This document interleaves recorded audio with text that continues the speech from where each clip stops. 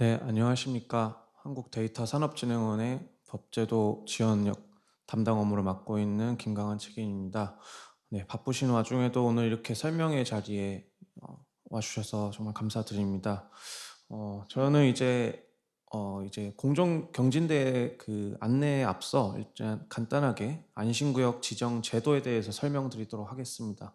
이 안심구역이라는 제도가 이제 산업법에 기반한 그 법에 기반한 제도로서 저희가 지금까지 얼마나 지정 기관들이 확대되고 있고 또한 어떻게 활성화하고 되고 있는지에 대해서 간략하게 설명드리도록 하겠습니다. 네, 첫 번째는 이제 안심구역 관련된 그 법제도를 살펴보게 될 텐데요. 관련된 법령에 관련된 주요 내용들을 이제 소개해드리고 마지막으로는 이제 현재까지 이제 지정된 안심구역의 주요 특화된 도메인이나 제공 데이터 등에 대해서 설명드리도록 하겠습니다. 네, 아시다시피 이제 데이터 안심구역의 이제 근거가 되는 법령은 데이터 산업법입니다. 데이터 산업법 제11조, 그다음에 같은 법 시행령 12조, 13조에 근거를 하고 있습니다. 네, 안심구역은 말 그대로 안심이라는 용어가 있는 것처럼 안심구역을 정의는 이제 누구든지 데이터를 안전하게 분석, 활용할 수 있는 구역으로서 법령에 따라 지정된 건물 또는 그 밖의 시설을 의미합니다. 여기서는 이제 가상 공간도 포함이 된다라고 이제 명시를 하고 있는데 이거는 오프라인 기반의 이제 안심구역뿐만 아니라 온라인 안심구역으로도 지정받아 운영할 수 있다는 것을 뜻하고 있습니다. 네, 안심구역 기능은 크게 네 가지입니다. 첫 번째는 미개방 데이터의 안전한 분석 환경 제공입니다. 여기서 미개방 데이터는 아직 법령에는 이제 관련된 개념이 정의되어 있지는 않은데 과기정통부가 이제 공포한 지침에선 다음과 같이 이제 명시를 하고 있습니다. 네, 미개방 데이터는 이제 정부, 지자체, 공공기관, 법인 등이 보유 관리하고 있으나 법인단체 또는 개인의 경영상, 영역상 비밀을 포함하는 등의 사유로 외부에 공개되지 않은 데이터를 미개방 데이터라고 할 수가 있습니다. 네, 그 다음에 두 번째는 이제 이용자의 반입 자료와 또한 안심구역에 적재된 미개방 데이터 간의 이제 분석을 위해서 연계를 지원하고 있고, 세 번째는 데이터 분석에 필요한 시스템과 도구를 지원하고 있습니다. 그다음에 이제 잘 아시다시피 이제 안심구역은 반출은 그 로우 데이터는 당연히 반출이 안 되는 거 알고 계실 텐데 결국 이제 이용자가 융합 분석한 그 분석 결과를 이제 반출을 지원을 하고 있습니다. 네, 산업부는 21년 10월에 이제 제정이 돼서 그다음에 22년 4월 20일에 본격적으로 이제 시행이 되게 됩니다. 이때 이제 안심구역 제도는 이제 22년 4월부터 시행이 되게 됐는데 그 이외에 이제 같은 해 22년 7월에는 안심구역 지침 2종을 두 개의 지침을 이제 과기부에서 공포를 하게 됩니다.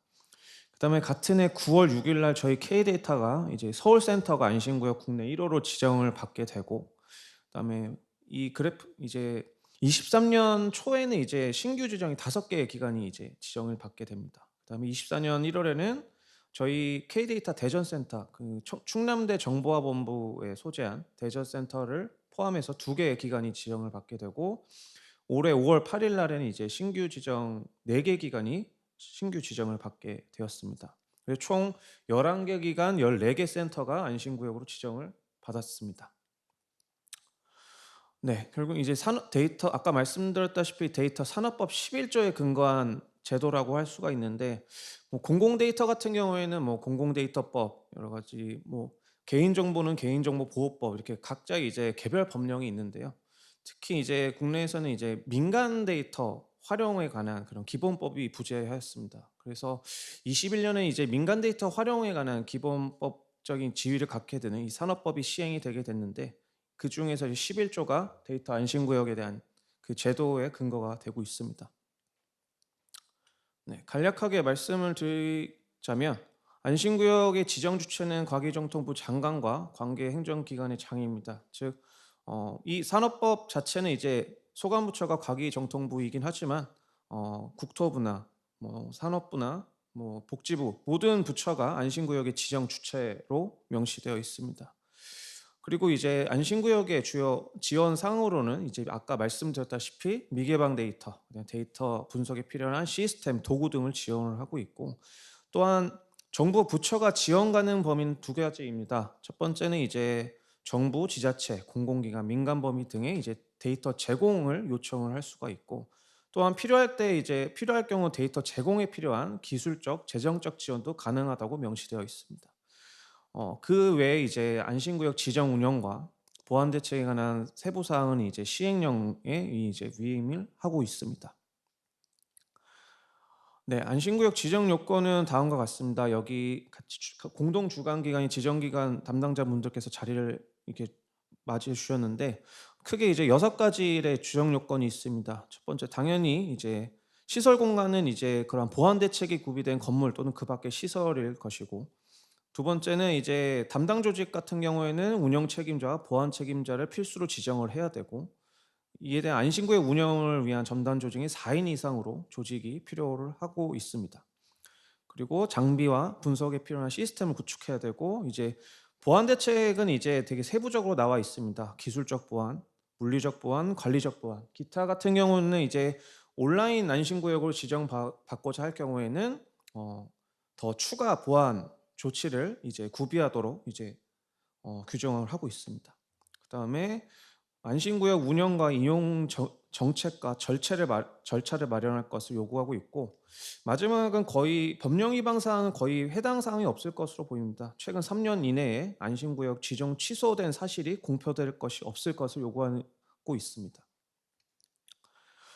네, 아까 이제 그다음에 이제 안심구역 보안 대책에 관한 기준에 이렇게 이제 기술적 보안, 물리적 보안, 관리적 보안, 기타 보안이 이렇게 세부적으로 나와 있는데요. 이것을 다 설명드리는 거는 조금 생략을 하지만, 제가 이것을 계속 보여드리는 이유는 그만큼 데이터 안심구역이라는 공간 자체가 데이터 유출이나 이러한 걱정 없이 굉장히 안전한 공간이라는 것을 강조하고 싶어서 해당 이 보안 대책에 관한 주요 내용을 작성을 해보았습니다. 네, 그다음에 안심구역 지정 현황에 대해서 살펴보도록 하겠습니다.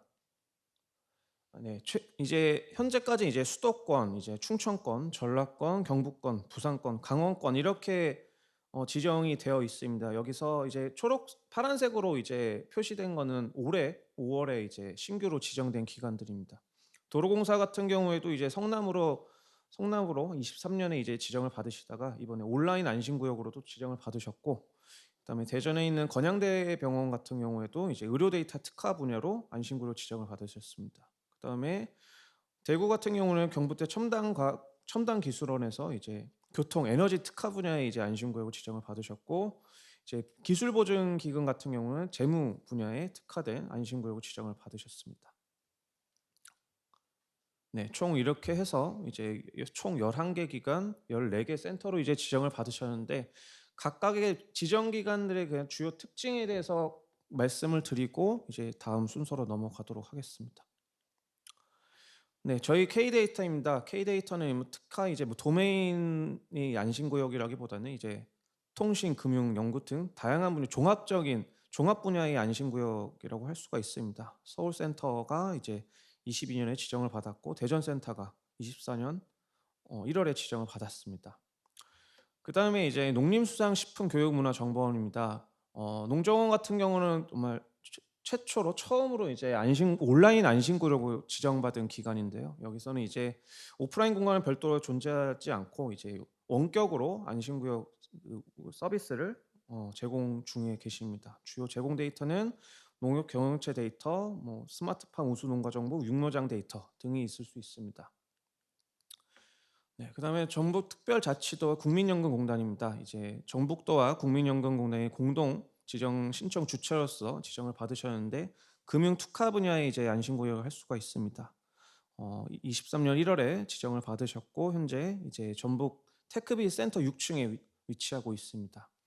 그리고 도로공사입니다. 도로공사는 이제 그 교통 분야에 특화된 데이터 안심구역이고, 23년에 아까 말씀드렸다시피 오프라인으로 먼저 지정을 받으시고, 올해 5월에 온라인 안심구역으로도 별도로 추가 지정을 받으셨습니다. 네, 그다음에 전력공사입니다. 전력공사 안심구역 같은 경우에 좀 특별하게 이제 이용자 맞춤형으로 전력 데이터를 이제 이용자분들한테 제공하고 있습니다. 23년에 지정을 받으셨고, 저희 K데이터처럼 서울센터 이 2개 센터로 운영 중에 계시는데, 전력공사 같은 경우도 서울센터와 나주센터 이렇게 2개 센터를 운영 중에 계십니다. 그다음에 강원도입니다. 강원도는 조금 특수한 이제 안심구역이라고 볼 수 있는데요. 당시 이제 강원도가 안심구역을 지정을 받으셨을 때는 정밀의료산업 규제자의 특구로 이제 강원도가 지정을 받았습니다. 그때 이제 그 의료 데이터 같은 경우에 굉장히 민감한 데이터이기 때문에 그 조건으로 안심 데이터 산업법 11조에 따른 안심구역을 지정받을 것을 이제 조건으로 있었습니다. 그래서 강원도에서는 이제 이 특구 사업을 시행을 위해서 이제 데이터 안심구역으로 지정을 받으셨고요. 현재는 그 정밀 의료산업 사업이 이제 실증 사업이 종료가 돼서 잠시 운영을 중단하고 계십니다. 대신에 이제 다른 타 사업과 이제 연계를 해서 이제 여러 가지 데이터, 의료 데이터를 포함해서 다양한 데이터를 현재 이제 확보에 이제 노력을 하고 계신다고 들었는데, 최근에는 이제 도전 비전에 위치해 있었는데 지금 조금 접근성이 좋은 남춘천 그쪽으로 제가 들었습니다. 공간 이전은 이제 완료가 되었고 아마 이제 곧 지정 변경 신청을 할 예정이라고 들었습니다. 네, 그다음에 지능정보사회진흥원입니다. 지능정보사회진흥원 같은 경우 저희와 같이 이제 종합 분야의 데이터를 제공을 하고 계시고, 특히 이제 뭐 AI 헬스케어 데이터 등도 이제 안심구역을 통해서 이제 제공을 하고 계십니다. 판교에 위치하고 있고 이제 24년 1월에 저희 K데이터 대전센터와 같이 안심구역으로 지정을 받으셨습니다.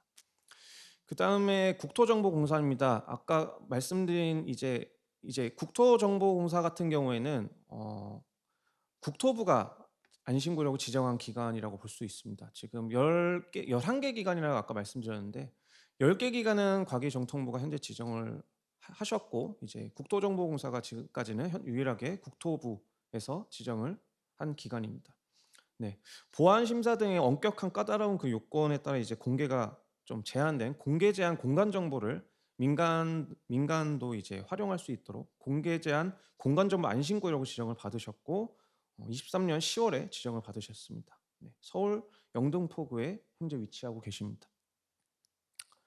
네. 이 세 기관에 이제 올해 신규로 지정받은 기관입니다. 이제 경북대 첨단기술원 같은 경우는 교통 에너지 특화된 데이터 안심구역이라고 보실 수 있고, 올해 5월에 신규로 지정을 받으셨고, 건양대 병원 같은 경우에는 이제 병원 자체 구축 의료 데이터랑 또한 니아에서 제공 주신 이제 헬스케어 데이터도 함께 이제 제공 중인 이제 안심구역이라고 볼 수가 있습니다.